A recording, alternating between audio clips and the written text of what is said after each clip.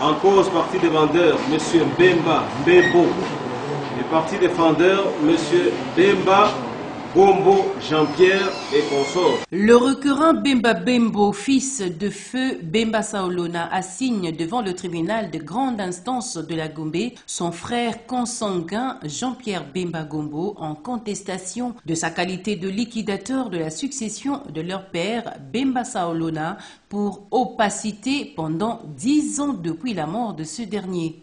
Le demandeur Bemba Bembo soutient que leur père, feu Bemba Saolona Jean, aurait laissé un testament holographe qui reprenait le nom de ses enfants de manière sommaire, son patrimoine sans l'inventorier. Bemba Bembo fait savoir au juge par ses conseils qu'après la mort de leur père en 2009, un groupe d'héritiers composé notamment d'actuels défendeurs dont Jean-Pierre Bemba Gombo se serait réuni à l'insu d'autres héritiers et aurait désigné Jean-Pierre Bemba Gombo comme liquidateur de la succession, un choix qui ne rencontre pas la dernière volonté du découillous selon le demandeur dans la présente cause. Le requérant affirme par ailleurs que depuis cette réunion, la gestion de la masse des biens de cette succession s'est faite totalement de manière opaque et singulière, sans qu'aucun compte rendu ne soit fait à tous les autres héritiers, encore moins le partage équitable des fruits. Les avocats du demandeur soutiennent en outre que cette opacité dans la gestion des biens de la succession Bemba Saolona et le silence dans la distribution des revenus du patrimoine commun ont causé et continuent à causer d'énormes préjudices à leurs clients au banc des accusés Jean-Pierre Bemba Gombo. Le requérant Bemba Bembo, par ses conseils, plaide sur les mesures provisoires et sollicite du tribunal la désignation d'un collège des liquidateurs judiciaires qui seront neutres et irréprochables. À l'audience de ce jour, un débat s'engage entre les parties sur la possibilité ou non de plaider sur les mesures conservatoires. Les avocats des assignés font savoir au tribunal que l'affaire ne serait pas en état de recevoir plaidoirie, au motif que les demandeurs n'auraient pas communiqué les pièces dans le délai prévu par la loi. Ils sollicitent donc du tribunal de renvoyer les parties, sinon le principe du contradictoire sera violé. Une demande rejetée par le demandeur Bemba Mbembo. Ses conseils soutiennent à leur tour que les pièces ont été versées dans le dossier et sollicitent du tribunal d'inviter les parties à présenter leurs moyens de défense. Il ne s'agit que de plaider sur des mesures provisoires, une matière qui demande célérité et qui ne nécessite pas la communication des pièces. Nous sommes en matière civile. Les pièces se communiquent. Et les pièces se communiquent 3 jours avant l'audience. Et curieusement, dans le dossier physique, jusqu'hier, il n'y avait aucune pièce. S'ils veulent faire état des pièces, ils allaient prendre toutes les précautions pour communiquer les pièces au moins 3 jours avant l'audience. Qu'on le sache, les pièces ne se communiquent pas. Lorsqu'on plaide sur les mesures provisoires, on produit simplement les pièces. Ça, c'est un.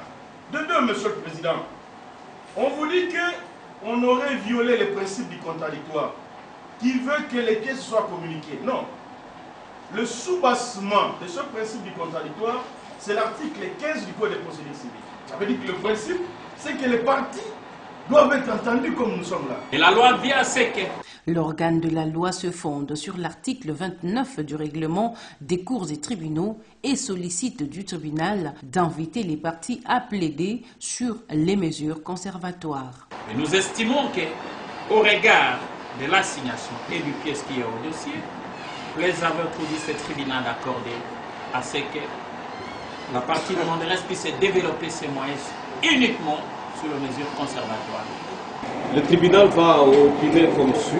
Le tribunal se range aussi du côté du ministère public et invite les parties à plaider rien que sur les mesures provisoires. Les avocats du demandeur reviennent sur leur démarche et sollicitent du tribunal la désignation d'un collège des liquidateurs judiciaires en vue de gérer la succession Bemba Saolona. En guise de mesures provisoires, nous demandons tout simplement la désignation d'un collège de liquidateurs, la désignation d'un collège des liquidateurs. Ce n'est pas à la faveur de notre client seul, c'est à la faveur de tous les héritiers. Une demande rejetée par les défendeurs, 8 au total dans le lot de Jean-Pierre Bemba Gombo. Ces conseils opposent aux demandeurs le principe de non bis in idem et le défaut de qualité.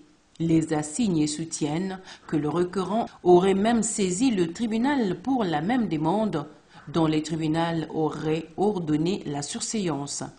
La défense affirme en outre que le demandeur n'aurait pas qualité de solliciter la désignation d'un liquidateur judiciaire au motif qu'il est un enfant né hors mariage et qu'il n'a pas approuvé la preuve de son affiliation. Des prétentions rejetées par les demandeurs qui soutiennent que les conditions voulues par le législateur pour parler de non bis in idem ne seraient pas réunies. Ils soutiennent en outre que leur client serait reconnu dans le vivant du découyus, le testament holographe faisant foi, ce qui suscite un autre débat. Monsieur le Président, est-ce que les demandeurs étaient nés dans les mariages? Tout de suite nous répondons non. Comme il n'est pas né dans les mariages, est-ce qu'il a produit dans les dossiers la preuve de la filiation du vivant du défunt? Et comment, par quelle qualité, ce demandeur va demander qu'on puisse désigner un liquidateur alors qu'il n'a pas qualité? Kifwaba là, vous dites que la filiation, c'est simplement la reconnaissance. Lorsque le décours lui-même reconnaît sur un acte authentique qui est ici, l'acte de naissance, il reconnaît que le demandeur actuel est effectivement son fils.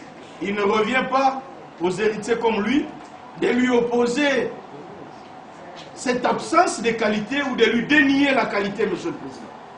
Lisez le testament holographe.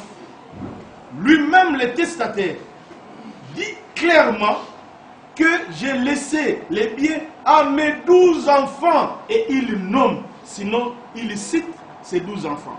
Parmi les 12 enfants, vous allez retrouver les demandeurs actuels. Doit-on l'appeler un légataire ou un héritier?